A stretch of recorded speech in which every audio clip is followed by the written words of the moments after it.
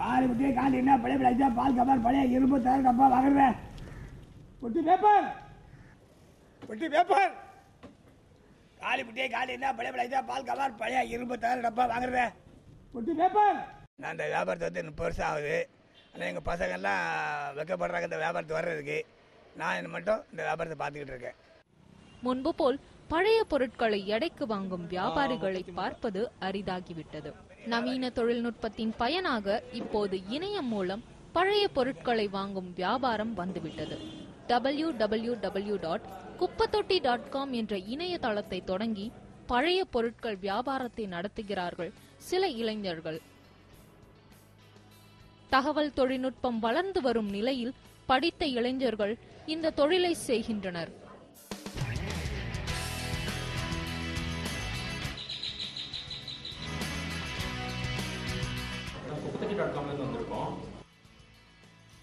மக்களிடமிருந்து மக்கும் பொருட்கள் மக்காத பொருட்கள் என தரம் பிரித்து எடுப்பதால் இது பணம் சம்பாதிக்கும் தொழிலாக மட்டுமல்லாமல் சமூக பொறுப்புடைய தொழிலாகவும் உள்ளது. ஆன்லைனில் ஒரு ஸ்கிராப் வந்து கலெக்ட் பண்ணிக்கிற மாதிரி இந்தியாவில் இது வரைக்கும் இல்லை.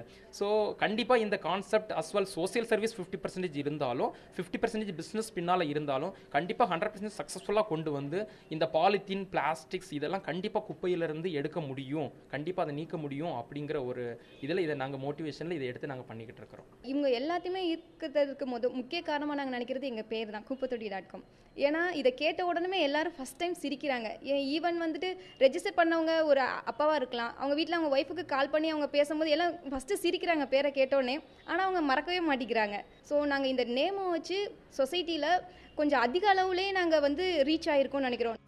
பழைய பேப்பர், பிளாஸ்டிக், அலுமினியம் போன்றவற்றை வாங்கி அதற்கேற்ற பணமும் வழங்கப்படுகிறது. வீட்டுக்கே வந்து வாங்கிக் கொள்வதால் வரவேற்பு அதிகம் இருப்பதாக சொல்லப்படுகிறது. எல்லா திங்ஸையும் முன்னாடிலாம் கொண்டு போய் போடுறது பாதி விலைக்கு போகும், பாதி வெறுமனே தொட்டியில் வேஸ்ட்டாகவே போட்டுடும், பிளாஸ்டிக் எல்லாம் எடுத்துகிட்டு. இப்போ இவங்க ரெஜிஸ்டர் பண்ணி எல்லா திங்ஸுமே நாங்கள் காசு கொடுத்து எடுத்துக்கிறோன்னு சொன்னதுனால எங்களுக்கு இன்னும் ரொம்ப சௌரியமாக போச்சு. எங்கெல்லாம் என்னெல்லாம் இருக்கோ வீடே க்ளீன் பண்ண மாதிரி ஒரு ஃபீலிங் ஆகிடுது.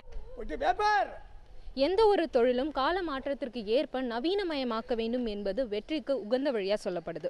அந்த வகையில இந்த kuppattotti.comமும் அந்த வழியை சேரும் என்பதுதான் இதனை உருவாக்கியவர்களின் நம்பிக்கை. புதிய தலைமுறைக்காக ஒளிப்பதிவாளர்கள் கிருஷ்ணமூர்த்தி மற்றும் பிரசாந்துடன் திவ்யா.